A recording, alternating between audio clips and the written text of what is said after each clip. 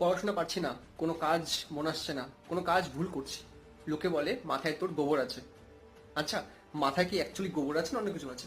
ব্যাপারটা হলো মাথায় গোবর না, মাথার মধ্যে আমাদের একটা স্পেশাল পার্ট আছে যেটাকে বলা হয় হিপোক্যাম্পাস। এই পার্টটা কিন্তু পড়ে আমাদের ব্রেনের লিম্বিক সিস্টেমের মধ্যে। এবার কি হয়, এই পার্টটা কিন্তু ব্লাড ব্রেন ব্যারিয়ার দিয়ে আটকানো আছে, ইটস এ প্রোটেক্টেড পার্ট। এবার কি হয়, এই পার্টের মধ্যে সঠিক পরিমাণে যদি আমরা পুষ্টি সাপ্লাই করতে পারি, তো তোমার ব্রেন গোবর না, ভালোই হবে। তো কি সেই হরমোনটা, যেই হরমোনটা যদি রোজ এই জায়গায় একটু করেও পৌঁছতে পারে, তাহলে তোমার এই ব্রেনের ওই সেলগুলো কিন্তু যথেষ্ট পরিমাণ শক্তি পাবে, ঊর্জা পাবে, গ্লুকোজ পাবে। আর ফলে তোমার কিন্তু ব্রেনের পাওয়ার, মেমোরিও বাড়তে থাকবে। আর সেই হরমোনের নাম হলো গ্লুকোকর্টিকয়েড, যেটা বেরোয় হচ্ছে আমাদের অ্যাড্রিনাল গ্রন্থি থেকে।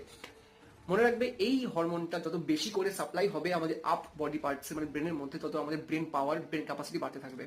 এরকম ভিডিও আরও জানতে গেলে আমার